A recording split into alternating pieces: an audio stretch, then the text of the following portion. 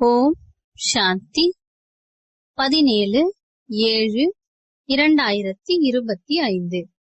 இனிமையான குழந்தைகளே, உயர்ந்தவர்களாக ஆக வேண்டுமெனில் தனது கணக்கு வழக்குகளை தினமும் பார்க்க வேண்டும். எந்த கர்ம இந்திரியமும் ஏமாற்றிவிடக் கூடாது. கண்கள் அதிகம் ஏமாற்றக்கூடியது. இதை பாதுகாப்பாக தன் வசத்தில் வைத்துக் கொள்ளுங்கள். கேள்வி: அனைத்தையும் விட மிக கெட்ட பழக்கம் எது? அதிலிருந்து பாதுகாப்பாக இருப்பதற்கான உபாயம் என்ன? பதில்: நாக்கிற்கு அடிமையாவதுதான் அனைத்தையும் விட மிக கெட்ட பழக்கமாகும். ஏதாவது நல்ல பொருளை பார்த்துவிட்டால் மறைத்து வைத்து சாப்பிட்டு விடுகின்றனர். மறைப்பது என்பது திருட்டாகும்.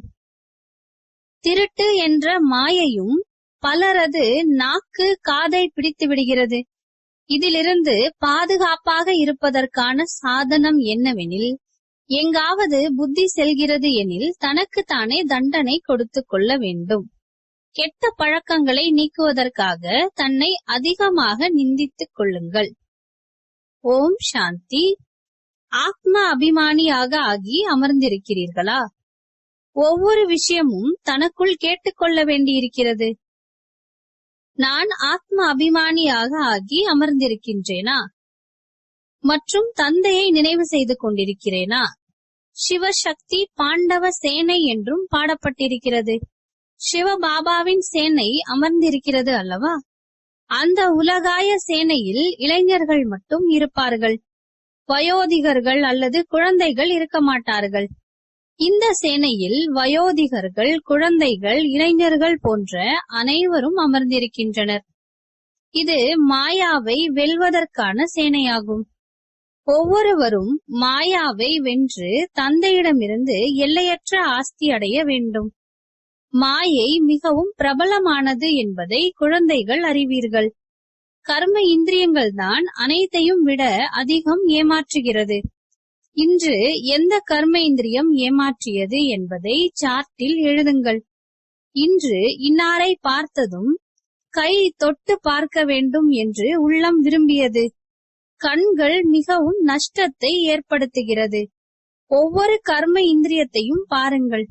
எந்த கர்ம இந்திரியம் அதிகம் நஷ்டத்தை ஏற்படுத்துகிறது? இதற்கு சூரதாஸின் உதாரணமும் கொடுக்கின்றனர். சுய சோதனை செய்து கொள்ள வேண்டும். கண்கள் மிகவும் ஏமாற்றக்கூடியதாகும். நல்ல நல்ல குழந்தைகளையும் மாயை ஏமாற்றி விடுகிறது. சேவை நன்றாக செய்கின்றனர், ஆனால் கண்கள் ஏமாற்றி விடுகிறது. இதில் மிகவும் கவனமாக இருக்க வேண்டும். ஏனெனில் எதிரி அல்லவா? நமது பதவியை குறைவானதாக ஆக்கிவிடுகிறது. யார் புத்திசாலி குழந்தைகளோ அவர்கள் நல்ல முறையில் குறிப்பெடுத்துக் கொள்ள வேண்டும். பையில் டைரி இருக்க வேண்டும். எவ்வாறு பக்தி மார்க்கத்தில் புத்தி வேறு எங்காவது சென்றது என்றால் கிள்ளிக் கொள்வார்களோ அவ்வாறு நீங்களும் தண்டனை கொடுத்து கொள்ள வேண்டும். மிகவும் எச்சரிக்கையுடன் இருக்க வேண்டும். கர்ம இந்திரியங்கள் ஏமாற்றவில்லை தானே? தூர விலகிவிட வேண்டும். நின்று கொண்டு பார்க்கவும் கூடாது. கணவன் மனைவிக்குள் தான் மிகுந்த குழப்பம் ஏற்படுகிறது. பார்த்ததும் காம விகாரத்திற்கான திருஷ்டி ஏற்பட்டு விடுகிறது. அதனால்தான் சந்நியாசிகள் கண்களை மூடிக்கொண்டு அமர்கின்றனர். சில சந்நியாசிகள் பெண்கள் வந்தால் முகத்தை திருப்பிக் கொண்டு அமர்கின்றனர். அந்த சந்நியாசி போன்றவர்களுக்கு என்ன கிடைக்கிறது? அதிகபட்சமாக 10-20 லட்சம் கோடி சேர்த்து வைப்பார்கள். இறந்துவிட்டால் அவ்வளவுதான். பிறகு அடுத்த பிறவியில் மீண்டும் சேமிக்க வேண்டியிருக்கும். குழந்தைகளாகிய உங்களுக்கு என்னவெல்லாம் கிடைக்கிறதோ அது அழிவற்ற ஆஸ்தியாக ஆகிவிடுகிறது.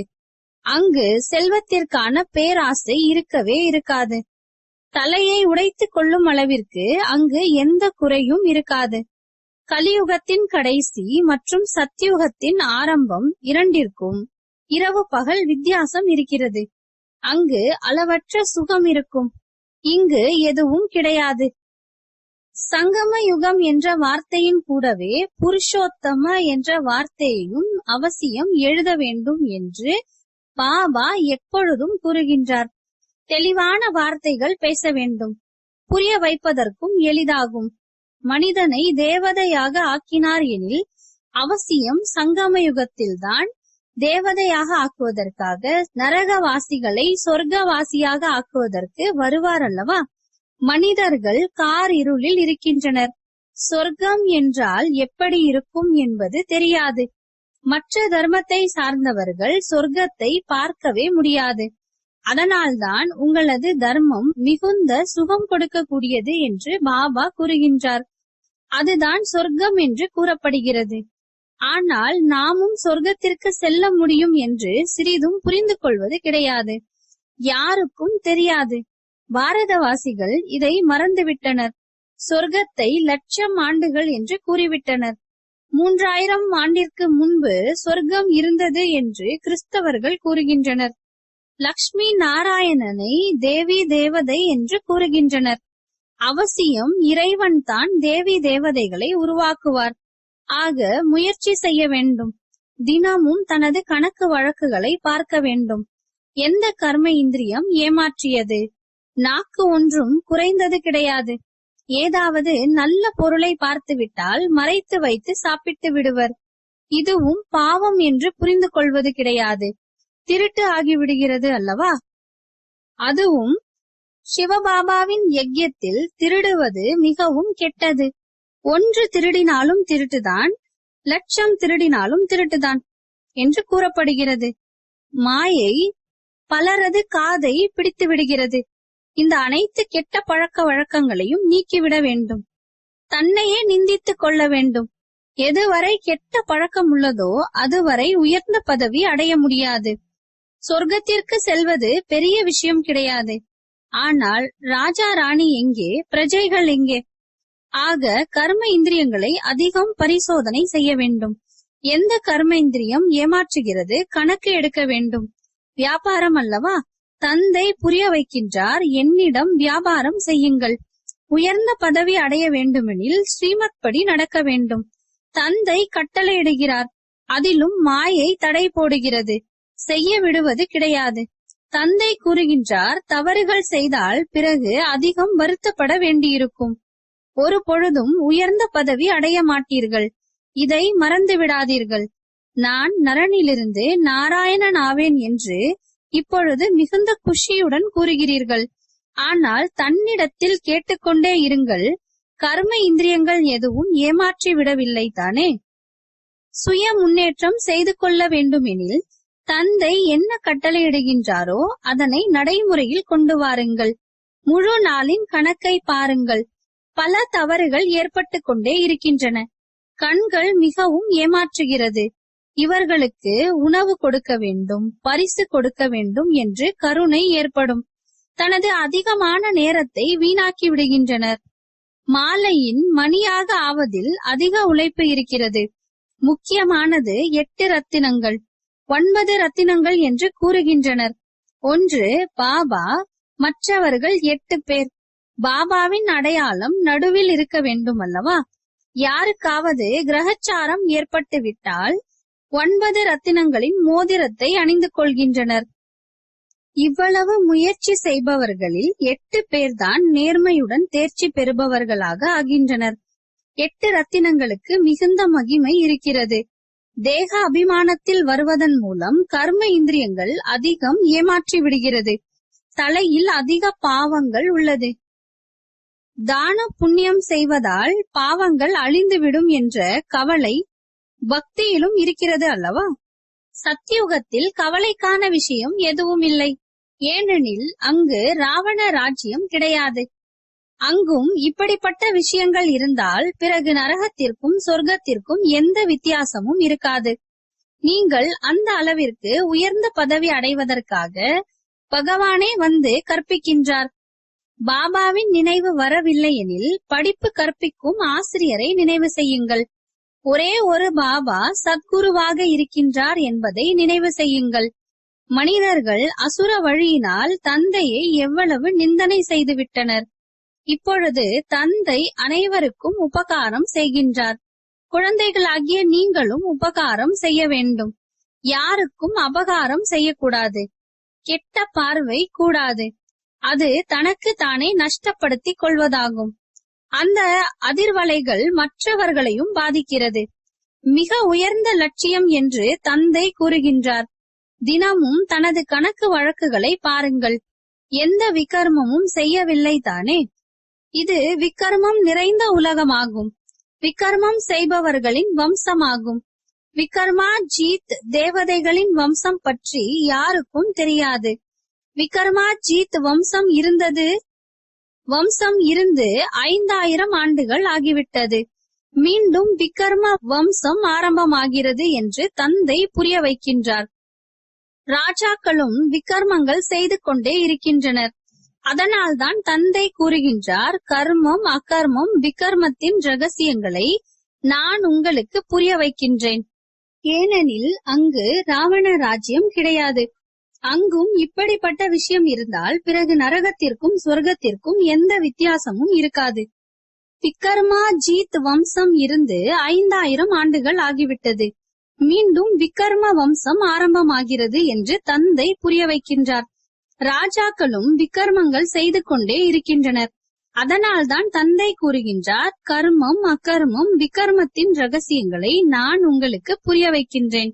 ராவண ராஜ்யத்தில் உங்களது கர்மம் விகர்மமாக ஆகிவிடுகிறது. சத்யுகத்தில் உங்களது கர்மம் அகர்மமாக இருக்கும். விகர்மமாக ஆவது கிடையாது. அங்கு விகாரத்தின் பெயரே கிடையாது. ஞானம் என்ற இந்த 3வது கண் இப்பொழுது உங்களுக்கு கிடைத்திருக்கிறது. இப்பொழுது குழந்தைகளாகிய நீங்கள் தந்தையின் மூலம் 3வது கண்களுடையவர்களாக 3 காலத்தையும் அறிந்தவர்களாக ஆகியிருக்கிறீர்கள். எந்த மனிதர்களாலும் ஆக்க முடியாது. உங்களை ஆக்கக்கூடியவர் தந்தை ஆவார். முதலில் ஆஸ்திகர்களாக ஆகின்ற பொழுதுதான் திரிநேத்ரி திரிகாலதர்ஷிகளாக ஆக முடியும். முழு நாடகத்தின் ரகசியமும் புத்தியில் இருக்கிறது. மூலவதனம், சூட்சுமவதனம், 84 பிறவிகளின் சக்கரம் அனைத்தும் புத்தியில் இருக்கிறது. பிறகு மற்ற மதங்கள் வருகின்றன, வளர்ச்சி அடைந்து கொண்டே இருக்கின்றன. அந்த மத ஸ்தாபகர்களை குரு என்று கூற முடியாது. அனைவருக்கும் சத்கதி கொடுக்கக்கூடிய சத்குரு ஒரே ஒருவர்தான். மற்றபடி அவர்கள் சத்கதி செய்வதற்காக வருவது கிடையாது. அவர்கள் தர்ம ஸ்தாபகர்கள் ஆவர். கிறிஸ்துவை நினைப்பதால் சத்கதி கிடைத்து விடாது. விகர்மங்கள் விநாசமாகி விடாது. எதுவும் ஆகாது. அவர்கள் அனைவரும் பக்தியின் வரிசையில் வருபவர்கள் என்று கூறலாம். ஞான வரிசையில் நீங்கள் மட்டுமே இருக்கிறீர்கள்.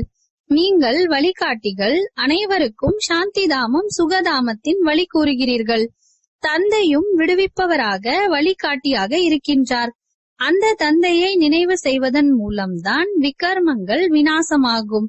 இப்பொழுது குழந்தைகளாகிய நீங்கள் தனது விகர்மங்களை விநாசம் செய்வதற்காக முயற்சி செய்து கொண்டிருக்கிறீர்கள் என்பதால் ஒரு புறம் முயற்சியும் மற்றொரு புறம் விகர்மமும் ஏற்படாமல் இருப்பதில் கவனம் கொடுக்க வேண்டும்.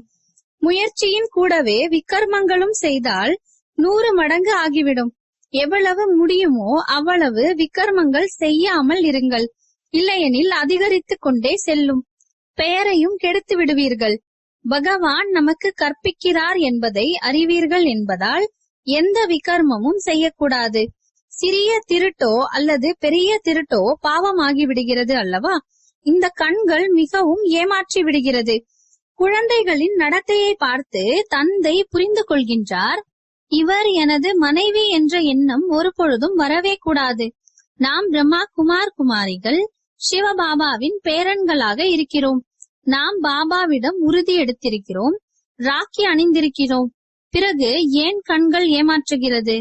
நினைவு பலத்தின் மூலம் கர்ம இந்திரியங்களின் எந்த ஏமாற்றத்திலிருந்தும் தப்பித்துக் கொள்ள முடியும். அதிக முயற்சி தேவை.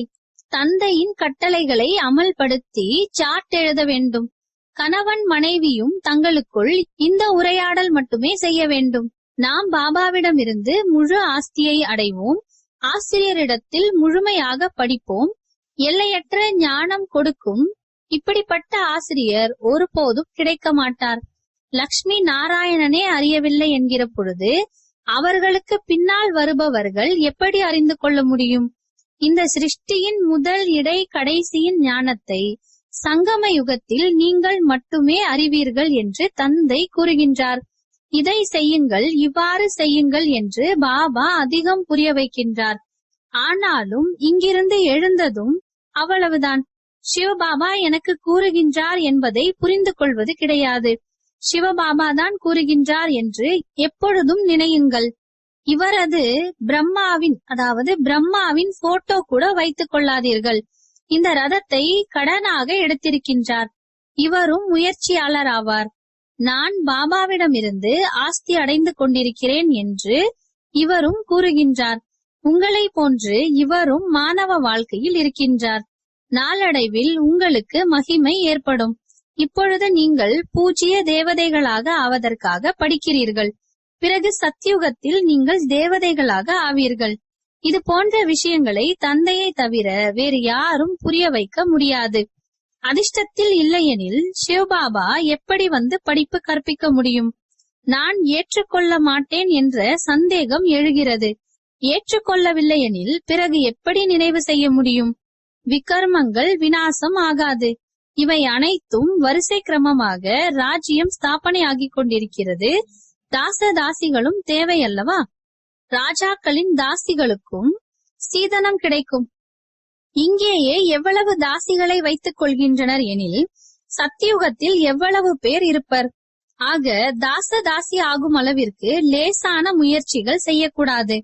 பாபா இப்பொழுது நான் இறந்துவிட்டால் என்ன பதவி கிடைக்கும் என்று பாபாவிடத்தில் கேளுங்கள். பாபா உடனேயே கூறிவிடுவார். தனது கணக்கை தானே பார்த்துக் கொள்ளுங்கள். கடைசியில் வரிசை கிரமமாக கர்மாதீத் நிலை ஏற்பட்டுவிடும். இது உண்மையான வருமானமாகும். அந்த வருமானத்தில் இரவு பகல் எவ்வளவு பிஸியாக இருக்கின்றனர். வணிகர்கள் ஒரு கையில் சாப்பிட்டுக் கொண்டே மற்றொரு கையில் போனில் பேசிக்கொண்டு வியாபாரம் செய்கின்றனர். இப்படிப்பட்ட மனிதன் ஞானத்திற்கு வர முடியுமா என்று கூறுங்கள். எங்களுக்கு எங்கு நேரம் இருக்கிறது என்று கேட்கின்றனர். அட, உண்மையான ராஜ்யம் கிடைக்கிறது. தந்தையை மட்டும் நினைவு செய்யுங்கள், போதும். விகர்மங்கள் விநாசமாகிவிடும். அஷ்ட தேவதைகளை நினைவு செய்கின்றனர் அல்லவா? அவர்களது நினைவின் மூலம் எதுவும் கிடைத்து விடாது.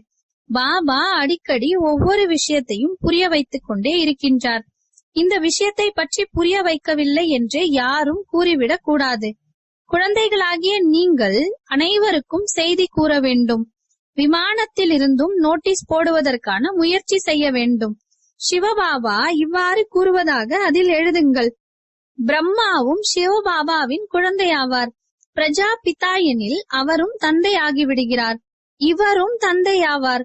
சிவபாபா என்று கூறியதும் பல குழந்தைகளுக்கு ஆனந்த கண்ணீர் வந்து விடுகிறது.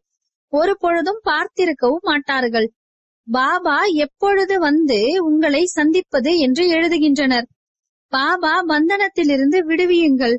பலருக்கு பாபாவின் பிறகு இளவரசனின் சாட்சாத்காரம் ஏற்படுகிறது. நாட்கள் செல்ல செல்ல பலருக்கு சாட்சாத்காரம் ஏற்படும்.